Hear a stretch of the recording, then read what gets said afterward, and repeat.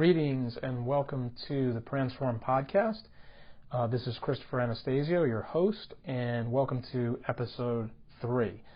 So just want to dive right in, guys. We got kind of a potentially lengthy episode here because there's some detail I want to go into, but we're going to take it back to sort of a basic foundational aspect of your business. And it's going to seem fairly straightforward on the surface, but it is not necessarily a straightforward thing. And for anyone who's wrestled with this, I think you would agree with me, and that is your logo. Okay, so we're talking logos 101, if you will. And basically what we want to cover in this episode is everything you need to know, or at least be aware of, put some thought into, before you make one for your brand. So, with that being said, let's just kind of dive right into it. So obviously, when we talk about branding versus marketing, right, we're really talking about almost a higher level or an elevated sense of what it means to market yourself, right? If you have branded yourself successfully, well, you almost don't need to market anymore, right? Now, notice I use the word almost, but when you have a distinct, recognizable brand, which in many ways is going to be tied to your logo, you actually enhance your marketing to such a degree that you can get away with just literally being visibly apparent, just being immediately recognizable to your potential customers, where it's almost reflexive, it's almost ingrained in them to know what your company or your firm or your product or your service stands for. Okay, so it's absolutely critical to developing that recognizability and that branding level of marketing. Okay, so we can definitely help you guys with that. I mean, Transform can absolutely assist you when it comes to either creating a logo, putting some thought into what a logo should be for your business, maybe revamping a logo that you already have, that sort of thing. So this entire discussion is going to revolve around sort of the creation and the design of logos, and you may find there's enough information here for you to go off and be able to do it on your own, and that's fine too. But if you do feel like you want professional assistance with it, we'd be happy to consult with you about that. So let's start at the ABCs here. What is a logo? So the logo is a visual representation of your brand vision that's going to set your brand apart from the crowd. Okay, I mean, unless you're the only one in a space, right? You're always having to do that differentiation. You're always having to do that separation, and the logo helps you do that. Okay, so now a logo can be a blend of imagery, text, some combination or mixture of those two, or it could just be a picture, or it could just be text, although usually you're going to find with logos there's some graphical aspect to them. So one way or the other, whether it's just a complete graphic only or there's some element of graphical design in the overall logo. Now, if you have a logo already, right, and you're like, a few minutes into this podcast and you're like, well, wait a second, I've already got one.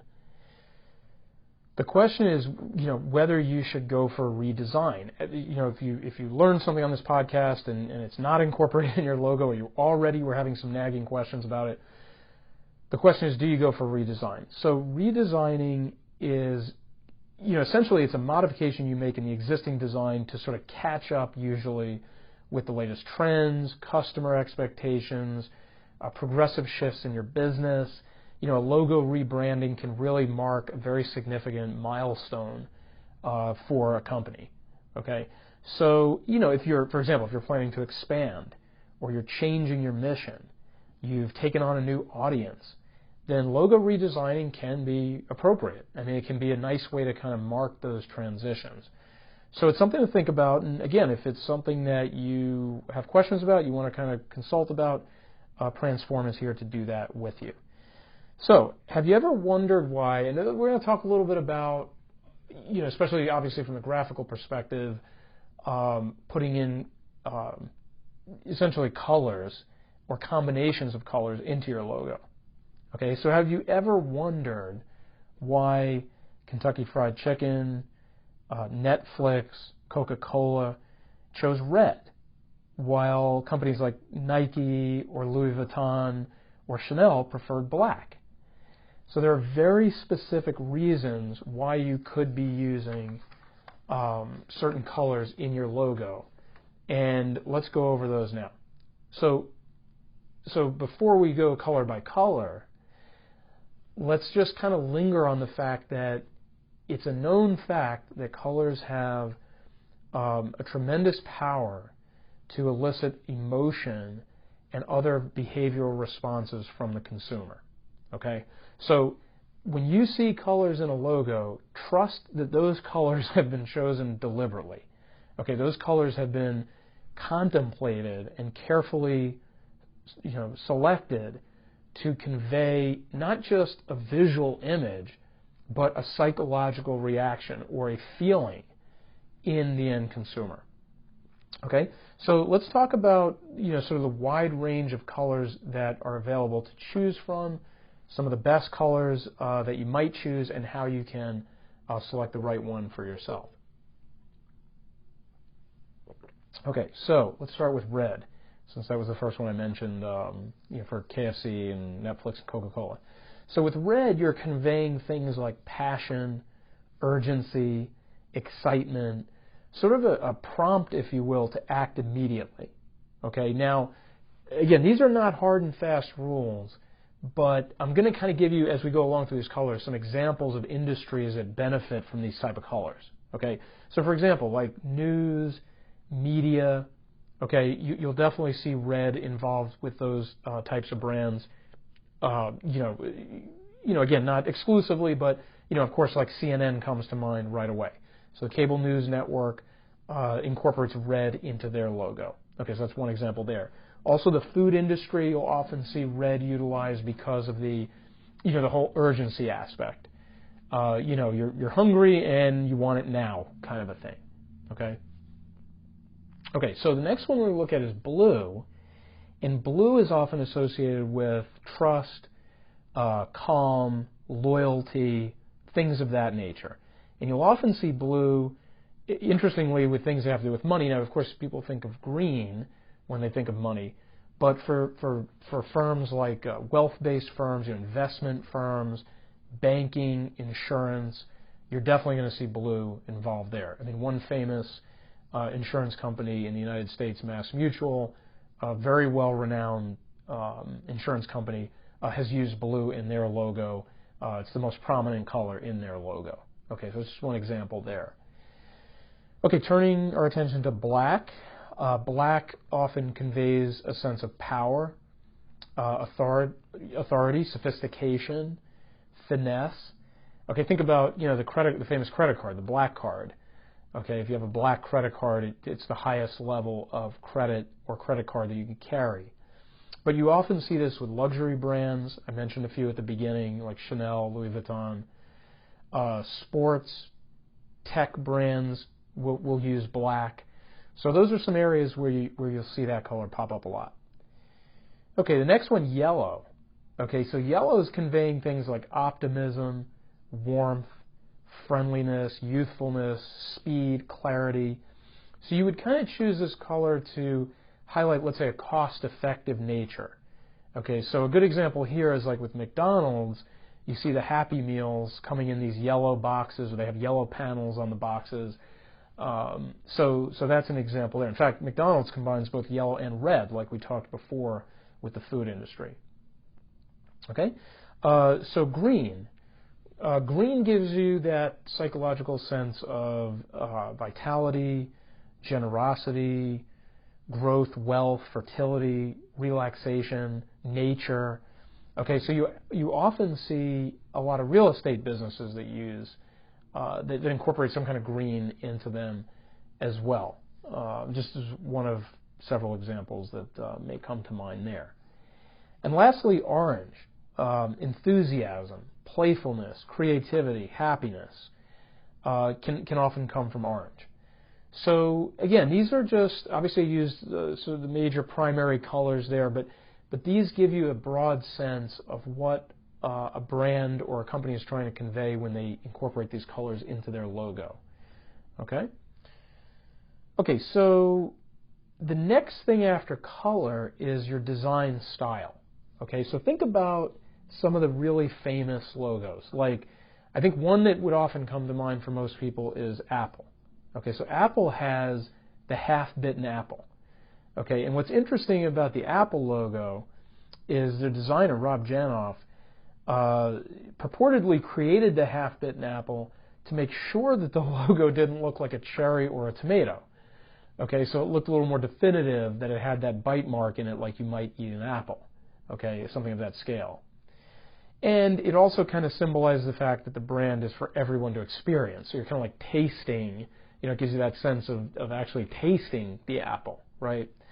So it's just interesting. It's a story that I think most people couldn't cite if you asked them what it meant, but it may be somewhere in the back of their minds, or it may be something that is just it's so obviously established by the way the logo was designed. They don't have to think about it, and there's power in that as well.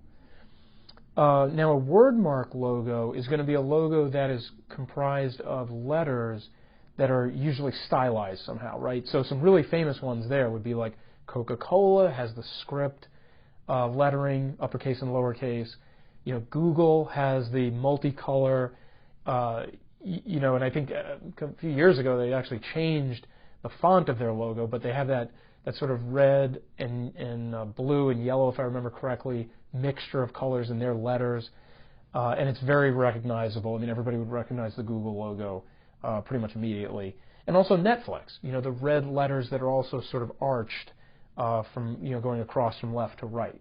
Okay, so these are brands that have a distinct or a catchy name that is then memorialized in a wordmark style logo. Okay, so a business that's new might consider this kind of logo because the name is in the logo, right? I mean, so you're kind of killing two birds with one stone when you create a logo that has basically a word mark to it. Okay. Now, a pictorial logo, it's basically going to be a graphics-based logo that has no lettering. Okay, so you're talking about, for example, Twitter, Instagram, Apple, like we talked about before, Nike. Okay, is a very interesting one. I mean, the swoosh logo is essentially derived from, in Greek mythology, Nike was considered a winged goddess of victory. So the swoosh logo is derived from the goddess's wing, depicting sort of an immense power and motivation. Okay, so given that it's a sports athletic brand, it made a lot of sense, right? So you can kind of see, like, when you start paying attention to these things, and you're like, okay, why did they choose that? Or why did they go that route instead of, let's say, using words? Why did they go pictorial? You can kind of think about how these logos convey what that brand is about, and whether it does it effectively or not from your standpoint. And all of those observations can help sort of inform, can kind of inform what you want to do with your own logo.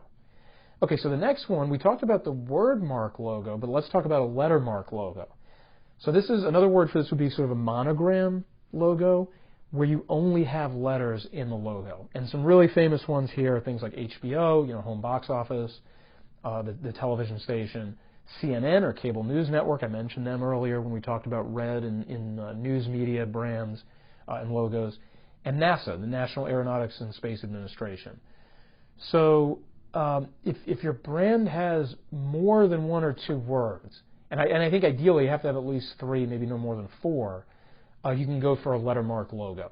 And you can, especially in the early days, you can brand yourself with the letters, but you can make sure that in other materials you're spelling out what those letters stand for. And then after a while, you'll never need to do that again. I don't think anybody ever refers to CNN as cable news network in casual conversation. So three other kinds of logos that you guys might consider are the mascot logo, an abstract logo, and an emblem logo.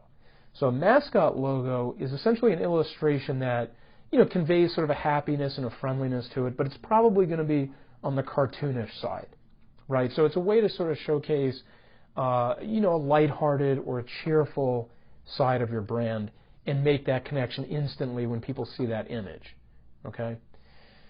With abstract logos, you're talking about something that's sort of concept-based and can basically stand for multiple emotions. And this is where you start incorporating things like different lines, geometrical patterns, shapes, illustrations. Some really interesting ones would be like Pepsi, has that circle with that sort of wave through the middle. Adidas with the three stripes. Microsoft, which just has sort of like the windows, like the panels of squares, sort of overlaid on top of each other. So those logos, while they're graphical in nature, they're not necessarily, unless you absolutely knew what that brand was, they're not recognizable graphics per se. They're sort of abstract amalgams of other things like shapes and lines and geometrical patterns. And then lastly, the emblem logo is sort of where you get a mix of these things. You have a mixture of, let's say, different fonts, symbols, icons. It can look like a seal or a crest or a badge. And some interesting ones are like Harvard University would be recognizable that way, Starbucks, Harley Davidson. And again, this is where, as you progress into this kind of a logo, you're kind of bringing different elements together. There could be some words, there could be some graphics, but you're creating something that's kind of distinct. And the way we would label that is that you have an emblem, or an emblem logo, so to speak. Okay? So, let's say you go to all these lengths, you come up with the perfect colors, you get the perfect words, you get the perfect styling, and you're like, okay, now how do I make sure that nobody takes that logo? How do I make sure that I've copyrighted and trademarked that piece of work that I've come up with? And trust me, it does, at some point, maybe it's not on day one, but at some point it is going to be essential that you copyright and trademark your logos to protect your brand's unique identity. Okay? There will be unscrupulous entities that, particularly if you meet with a measure of success, that would look to infringe on your creative property. So a logo copyright, essentially we're talking about the protection of an original creative expression such as a drawing or visual art. Okay? And, if you're listening to this in the United States, the copyright law is going to be contained in chapters 1 through 8 and 10 through 12 of Title 17 of the United States Code. And you can always go to the U.S. Copyright official website, copyright.gov, and you can e-file a copyright registration there. Depending on which time of the year or what, global events are going on, your online application may take around 8 months or so to be processed. If you did it offline, it would probably be at least a few months longer than that. So these are just, this is kind of the non-exciting side of creating your logo, is having to do all this kind of protection and admin and so forth, but it's absolutely crucial to making sure that you do not have this sort of intellectual property stolen right out from under you. So, one thing you can also do as you go to copyright and trademark your logo is to just perform a simple trademark search to make sure there's nothing similar out there. Now, it doesn't have to be an exact match. You could end up in a situation where you independently, you've come up with a logo, a rendering of sorts that, has similarities to somebody else's. And you have to be very careful with that, because if it's close enough, you're going to be denied the use of that logo and that image.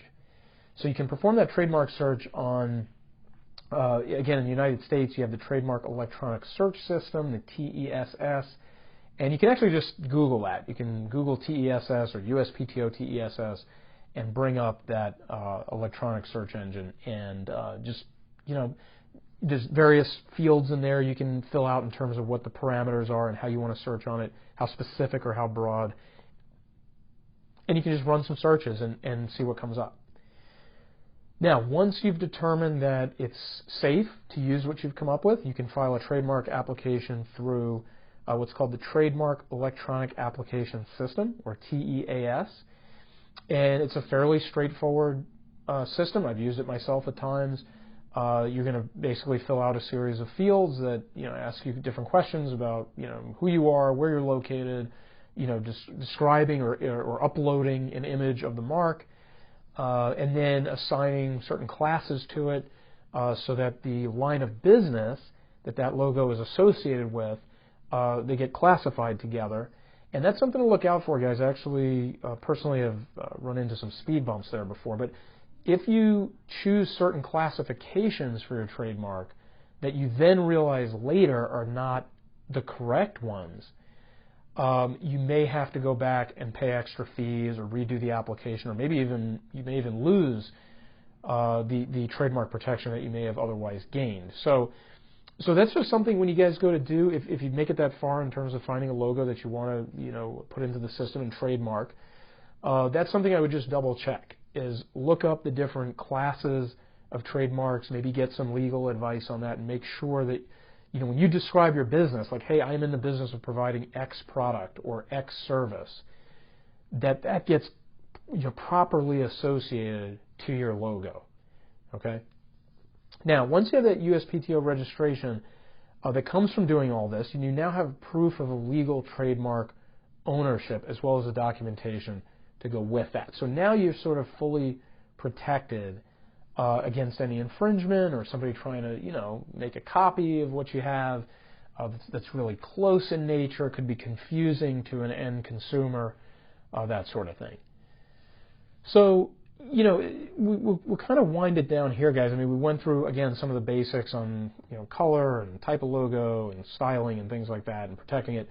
But one thing I just want to kind of close with is when you're starting your, for small businesses that are already underway and have a logo, a lot of this may not even be applicable, or it may just prompt maybe a desire to review your logo and see if there's any changes you want to make. If you're just starting out, obviously this is not going to be the number one consideration you have. And I think that's a fair statement. I mean, obviously you're going to be, busy fighting all kinds of other fires, trying to generate business and, make sure your accounting and bookkeeping is in place and your marketing is set and all that. But within that marketing, obviously the logo comes into play. And I would, at least at a bare minimum, keep an eye towards it, right? So if it's not the first thing you do on your list is create a logo and brand yourself with that, is to keep in mind that at some point you're going to want to do that, and you're going to want to do it to the best effect possible. So it's just something I think that at that bare minimum you keep it in the back of your mind as you grow your business, as you execute your business, and then ideas will start to flow to you. I think it's something that over time you will gather some notions of what your logo should look like and what your brand messaging should convey, and then it will kind of come together that way. So, with that being said, guys, again, Transform, we're here to help with this sort of thing. If it's something you want to consult with us about, you can always link out to one of our social media sites down in the notes of this podcast, and we can initiate a conversation about that. In the meantime, we definitely encourage you guys to subscribe to the podcast. Please hit that subscribe button. We publish a couple of times a week, and this is the kind of thing that we want you to get from our channel. Is you're going to get concepts and you're going to get theory about marketing and digital marketing and social media marketing, but we also like to give you very practical, hands-on, usable advice like you heard in this episode in terms of how you pick the different elements of your logo. So once again, I'm Chris Anastasio. This is Transform's podcast. We encourage you to subscribe and to contact us with any questions, thoughts, suggestions, et cetera, et cetera. But in the meantime, we appreciate you guys listening and checking in on our podcast, and we look forward to talking to you further and connecting with you in the future. Thanks so much, guys. You have a great one. Bye-bye.